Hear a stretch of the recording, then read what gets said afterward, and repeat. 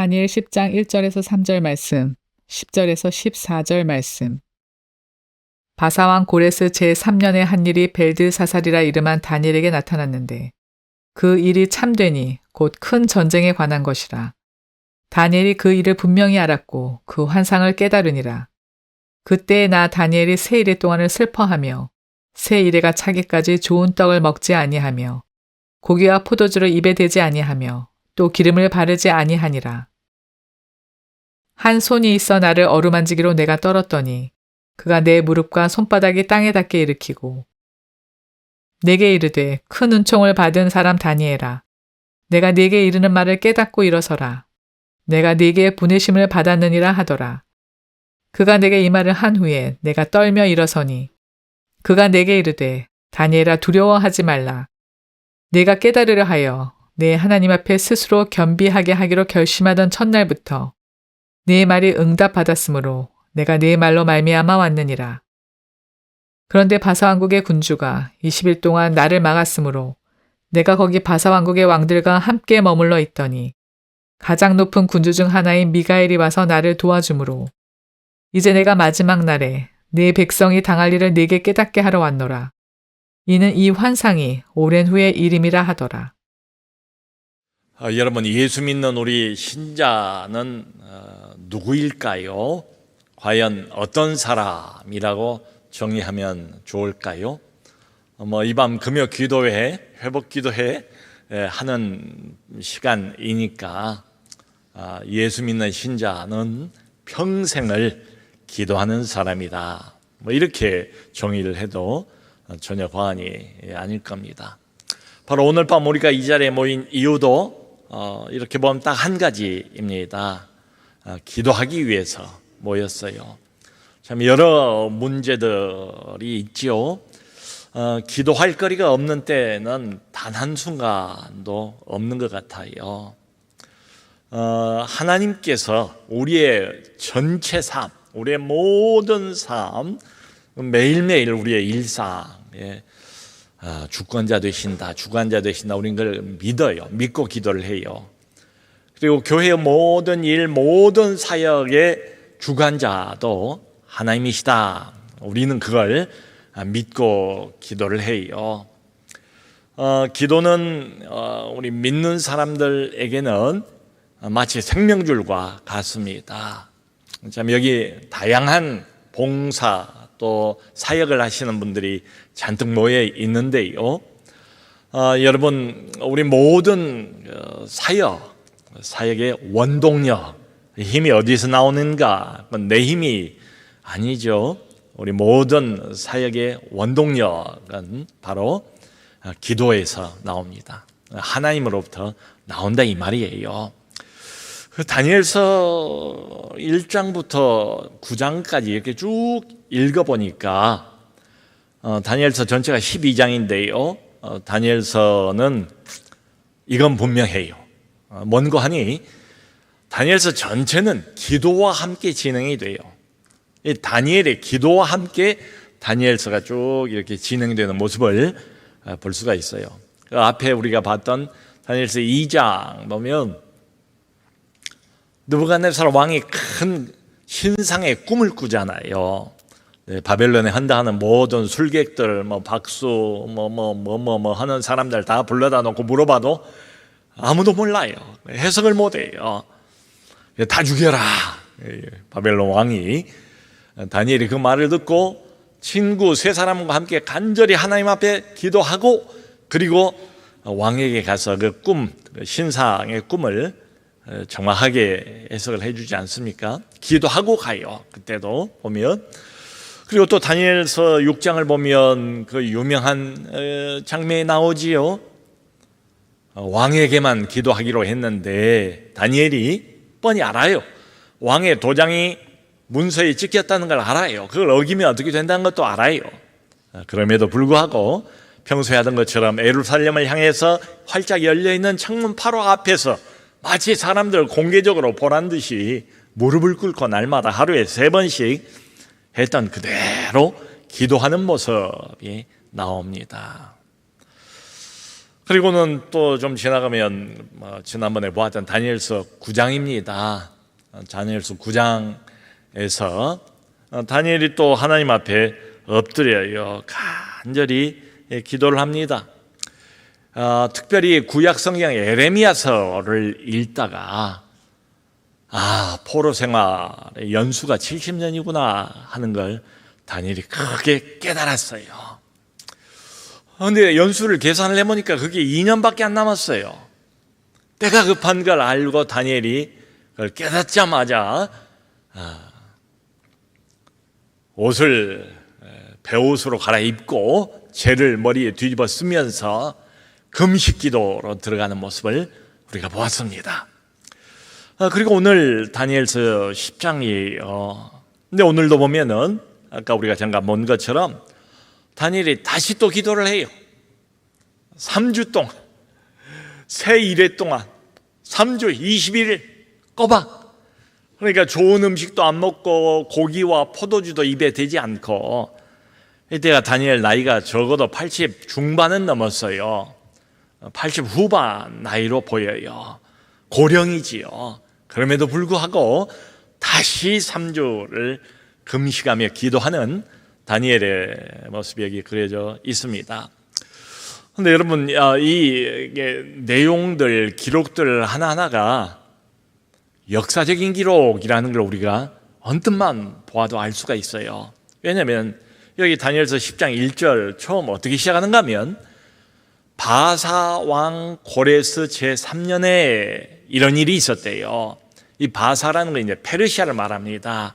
페르시아 제국을 말해요. 그 페르시아 제국의 고레스 왕 제3년입니다. 이때가 그러니까 역사적으로 분명하지요. BC 536년이에요. 고레스 왕 제3년은 BC 536년. 그런데 바로 전해에 무슨 일이 있었는가 하면 그 유명한 고레스 왕의 유대인들을 향한 포로 귀환 칙령이 내려진 해예요. 1년 전입니다. 그러니까 70년 동안 바벨론 이어서 메데파사 포로 생활을 해왔잖아요. 유대인들이 하나님 말씀에 불순종하고 우상 숭배하고 먼 나라까지 쫓겨갔어요. 그 심판이 끝난 거예요. 그래서 고레스를 통해서 칙령, 돌아가도 좋다, 귀환해도 좋다, 허락이 떨어졌어요. 그게 불과 1년 남짓입니다. 그래서 그 유대인들이 약 5만 명이 1차로 돌아가요. 많은 수인데 이보다 5만 명보다 훨씬 더 많은 숫자는 안 돌아가요. 바벨론 때부터 계속 거기 살아온 세월이 70년이에요. 안 돌아가요. 여러분, 왜 이 사람들 훨씬 더 많은 숫자는 돌아가지 않았을까요?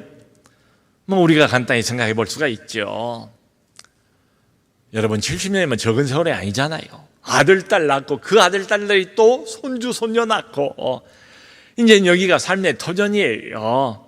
이미 바벨론 때부터 페르시아 제국의 문화까지 이미 익숙해졌어요. 거기에 집 짓고 거기에 밭도 있고 논도 있고 소유도 있고 가족도 있고, 그리고 바벨론은 아주 강압 정책을 폈습니다만 이 페르시아 제국은 굉장히 관용 정책을 폈어요. 그러니까 노예가 아니에요. 더 이상 자유로운 거주민 대우를 해준 거예요. 종교 자유도 있어요.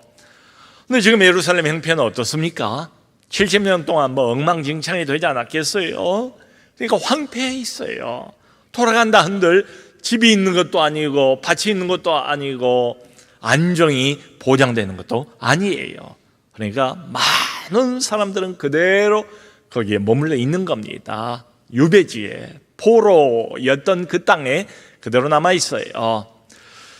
근데 다른 면으로 보면 이게 뭔가 하면 영적인 무감각이지요. 영적인 무감각. 하나님의 약속 성취, 다시 하나님의 약속의 땅으로 돌아가는 거 좋다. 근데 나 말고 가서 다시 무너져버린 하나님의 황폐한 성전을 재건하고 건설하는 거 좋다. 근데 나 말고 다른 사람이 여러분, 그러니까 이런 환경에서 하나님의 약속의 성취와 성전 재건을 위해서 자기의 삶을 거기에 투자하고 다시 돌아갈 믿음과 용기를 가지고 있는 사람들은 그렇게 많지 않았다, 이런 이야기죠. 돌아갔어요. 그 유명한 수룹바벨이 중심이었습니다. 수룹바벨이 돌아가자마자 성전 건설하는, 재건축하는 일부터 시작을 해요. 근데 보면은 방해가 많아요. 사마리아 사람들이 또 아주 간교하게 성전 건설 못하도록 방해를 놓는 바람에 무려 16년 동안이나 성전 건축이 또 중단이 돼버려요.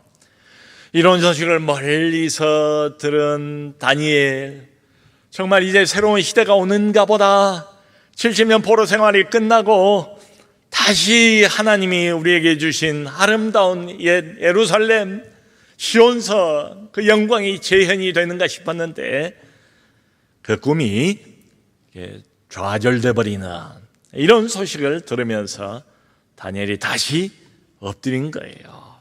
다시 금식기도로 들어가게 된 겁니다. 여러분, 참 이런 거 보면 좀 생각할 게 있어요.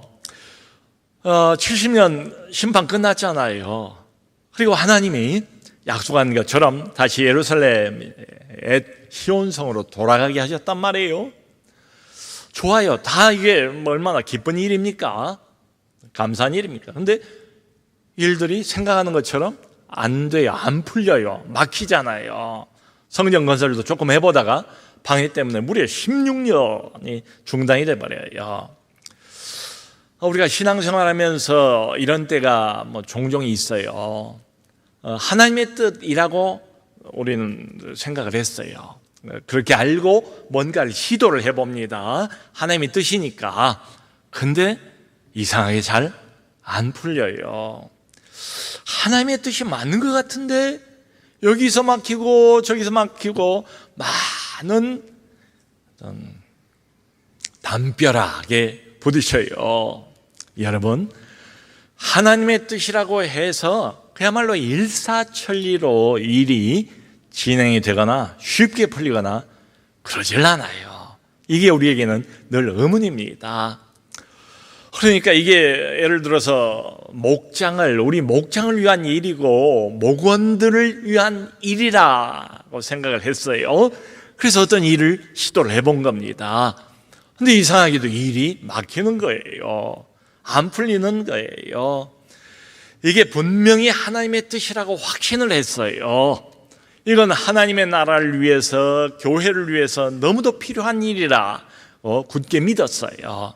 근데 이상하게도 일이 더뎌요. 진전이 별로 없어요. 일이 안 풀려요. 이런저런 어려움이 생겨요.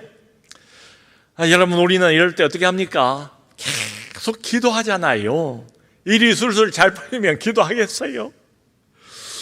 하나님께서 때로는 일부러 이러시는 것 아닌가 싶을 정도로 어떤 일을 하면서 계속 기도를 안 하면 안 되게끔 그렇게 끌고 가시는 경우가 굉장히 많아요.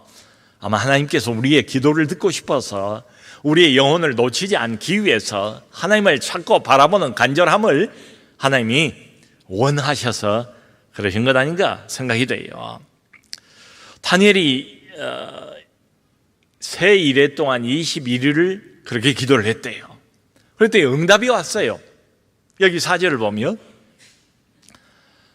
응답이 왔는데 이렇게 이야기를 합니다. 첫째 달 24일 날 응답이 왔대요. 얼마나 이게 참 역사적인 사실인 것을 명확하게 밝혀주고 있습니까? 그러니까 유대 달력입니다. 유대 달력으로 첫째 달이니까 정월달이에요. 1월달이에요. 1월 24일 날 이런 응답을 받았다는 거예요. 여러분, 유대인들은 1월달 안에 그 유명한 6월절이 있어요. 유대인의 가장 최대 명절 출애굽 구원을 경험했잖아요. 그것을 기념하는 유월절이 1월 14일입니다.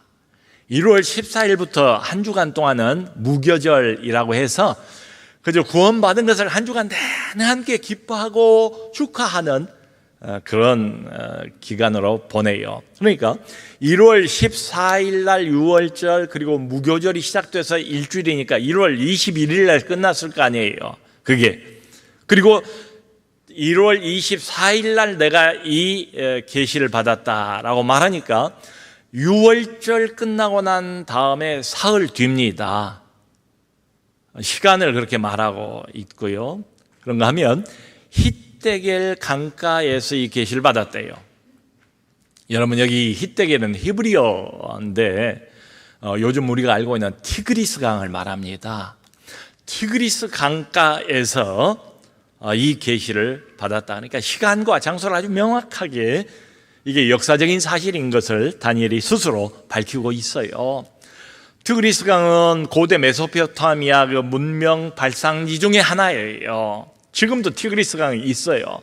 터키로부터 발원이 돼서 시리아 일부를 거치고 이라크는 아주 북에서 남으로 관통을 해요.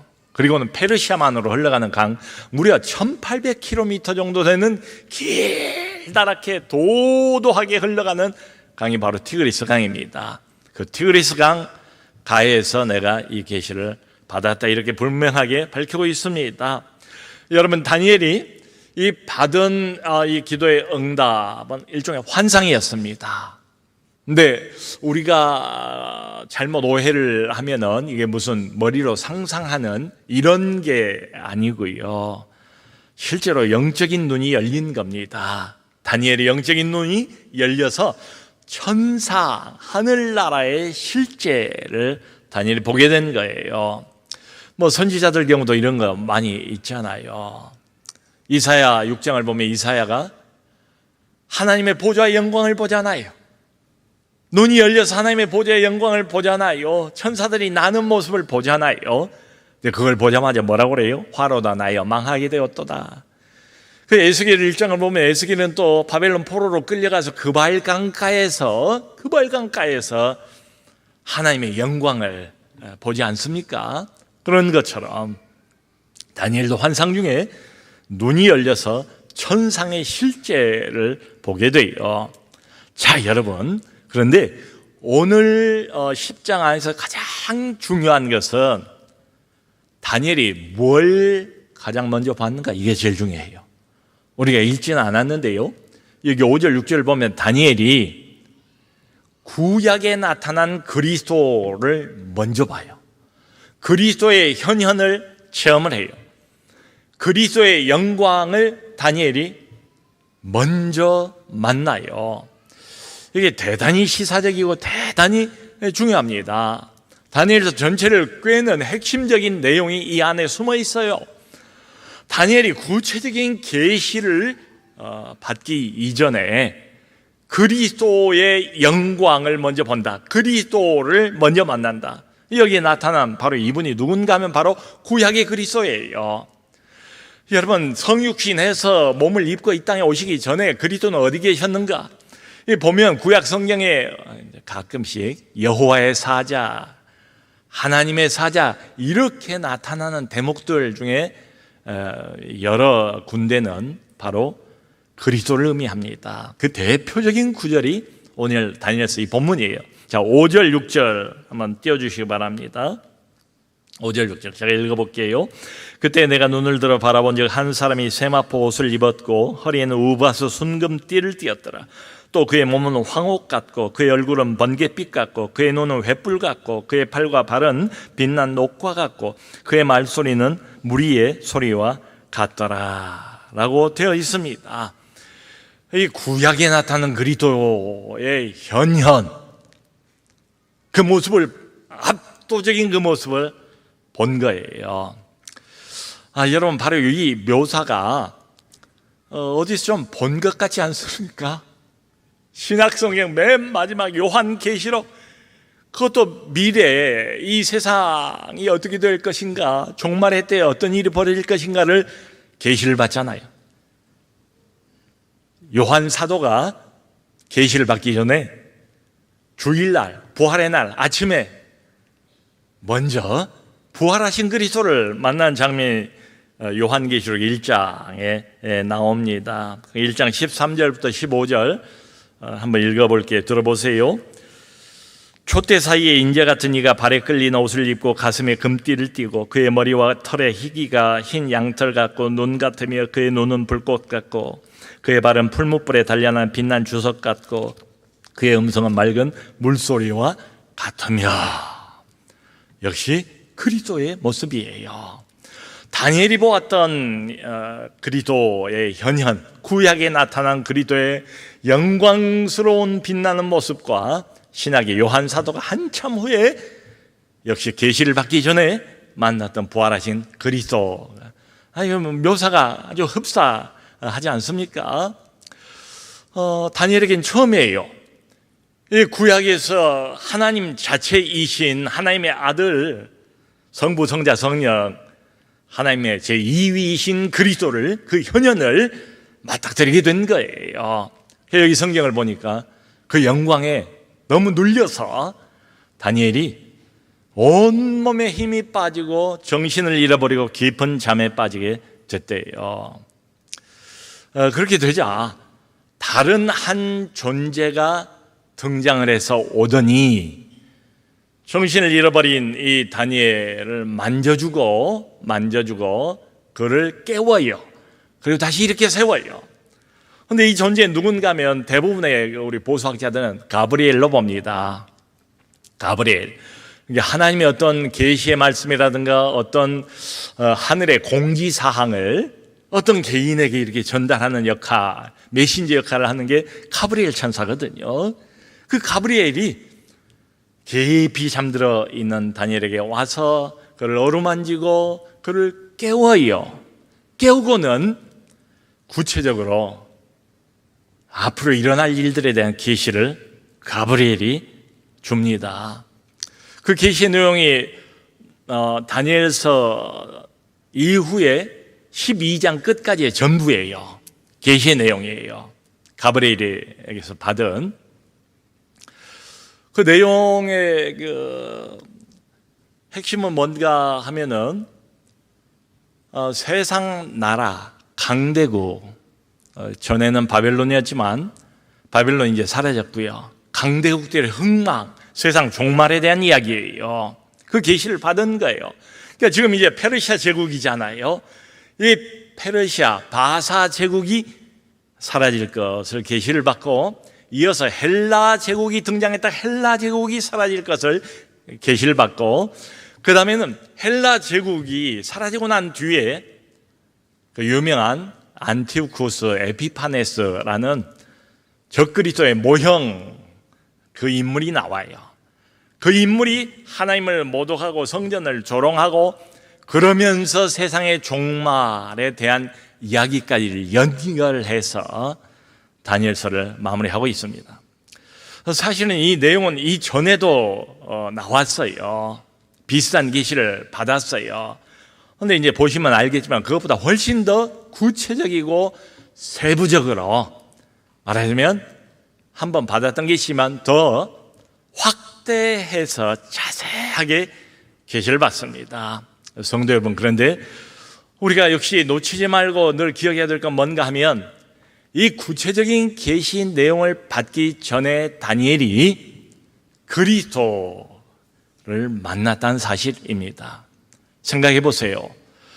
왜 세상 나라의 흥망과 미래의 종말 이야기를 계시로 받으면서 맨 먼저 그리스도의 현현, 빛나는 그리스도의 모습을 다니엘이 먼저 보았을까요? 이유는 딱 하나밖에 없어요. 세상 역사의 중심이 바로 이분이시다, 이겁니다. 흘러가는 세상 역사의 주관자가 바로 다름 아닌 이분이시다, 이런 메시지예요. 여러분, 우리는 날마다 뉴스에 귀를 기울이잖아요. 국내 정세, 국제 정세, 또 뭐 특별한 인물들, 트럼프다, 푸틴이다, 시진핑이다, 뭐 이런 인물들에게 관심을 모으지 않습니까? 세상은 그래요. 근데 이 포인트를 놓치면 곤란해요. 우리 믿는 사람입니다. 누굴 믿습니까? 예수 그리스도를 믿어요. 이분이 역사의 진정한 주인공인 것을 믿어요. 이분이 역사는 우리가 예측할 수가 없어요. 근데 이거 하나만은 분명해요. 세상의 모든 역사에 변함없는 주인공은 오직 한 분이세요. 바로 예수 그리스도입니다. 그 관점을 우리는 꼭 마음에 간직해야만 됩니다. 여러분, 그것만이 아니죠. 그리스도의 교회 아닙니까? 우리 교회의 주인도 그리스도인 걸 믿어요. 우리 개인 인생의 주인도 바로 이분 그리스도인 것을 우리는 믿어요. 이게 대단히 중요해요. 가브리엘이 12절을 보면 다니엘에게 이렇게 이야기를 해줘요. 첫날부터 내 말이 응답을 받았다. 기도 시작하던 첫날, 3주 기도했는데 그 첫날부터 네 말이 응답을 받았다. 근데 13절에 바로 이어서 그런데 바사국의 군주가 나를 막았다. 이렇게 이야기를 합니다. 그러니까 여러분, 다니엘이 기도를 시작하자마자 그 기도가 하나님께 상달이 됐대요. 하나님이 그 기도를 들으셨대요. 근데 정작 그 응답을 가지고 다니엘에게 와서 그 응답을 다니엘 손에 쥐어주는 데는 21일이 지연이 됐대요. 그 이야기입니다. 아주 좀 신비로운 이야기를 하는 거예요, 가브리엘이. 근데 왜 지연이 됐는가 하면 바사국 군주가 자기를 막았대요. 방해했대요. 그러니까 다니엘이 기도를 시작하는 그 순간부터 21일 동안 무슨 일이 있었는가 하면 보이지 않는 영역에서 영적인 전투가 아주 치열하게 벌어졌다, 이런 이야기입니다. 그런데 가브리엘이 이런 말도 하지 않습니까? 한참 싸움이 치열하고 할 때인데 천사장 중에 하나인 미가엘이 나타나서 나를 도왔다. 그래서 그 전쟁을 마무리하고 인제야 비로소 너에게 올 수 있었다. 응답을 가지고 말이죠. 이런 이야기예요. 여러분, 이 내용에서 우리가 기도할 때에 기도에 관한 굉장히 중요한 진리 하나를 얻을 수가 있어요. 뭔가 하면 우리가 기도를 할 때 하나님께서 그 기도를 들으세요. 금방 들으세요. 하나님께서 응답을 하셨다는 거예요. 그런데 하나님은 응답을 하셨는데 그 응답이 실제로 우리의 삶의 현장에서 성취될까지는 시간 간격이 있을 수가 있다는 거예요. 하나님이 즉시로 응답하는 것도 없지 않아 있어요. 그런데 어떤 종류의 기도는 하늘에서는 이미 응답이 떨어졌는데 그 응답이 내 옆으로, 내 삶의 현장으로 도착할 때까지는 시간이 걸린다, 이런 이야기입니다. 그런데 이유는 뭔가 하면 영적인 싸움 때문에 그렇습니다. 그 기도를, 응답을 가지고 가지 못하도록 막는 바사국의 군주, 이게 있다는 거예요. 기도를 방해하는 존재들이 있다는 거예요.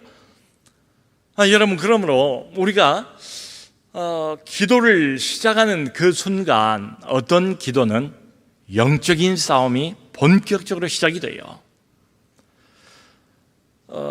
데살로니가 전서 2장 18절을 보면 바울이 이런 말을 합니다.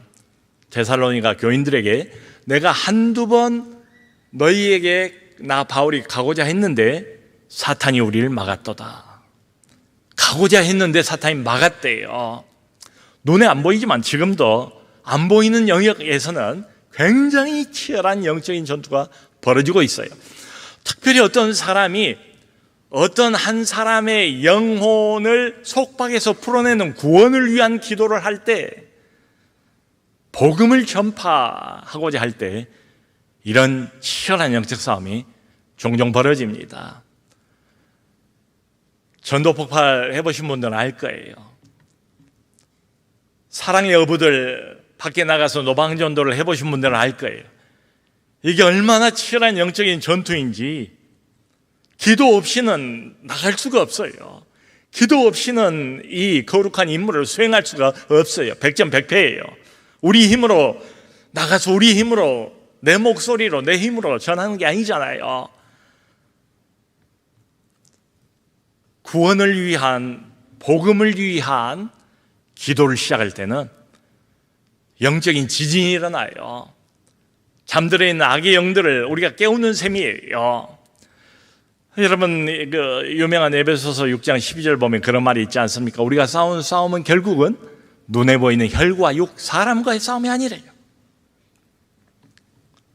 정사와 권세와 악한 영들과의 싸움이래요. 이런 싸움이 언제 벌어진다고요? 기도할 때 벌어진대요. 기도는 전투예요. 조용하게 읊조리면서 부드럽게 하는 기도도 필요하겠지요.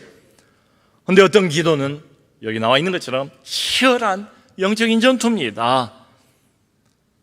사느냐 죽느냐의 싸움이 벌어져요. 우리가 기도할 때.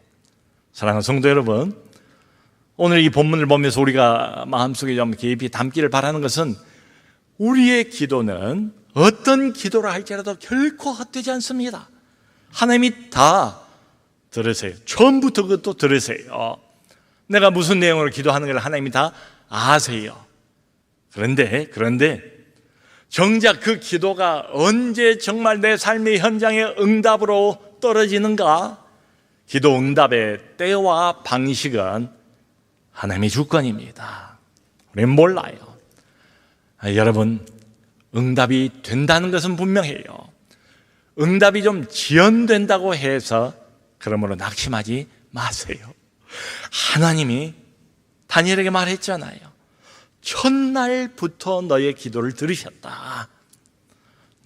잠깐 기도가 응답이 지연된다고 해서 낙심하지 마시고 응답을 믿고 우리 기도를 들으시고 우리 기도를 드디어 삶의 현장에서 성취하시는 이 그리스도를 꾸준히 믿고 꾸준히 기도해서 승리하시는 우리 모두 될 수 있기를 주 예수 그리스도의 이름으로 축원합니다.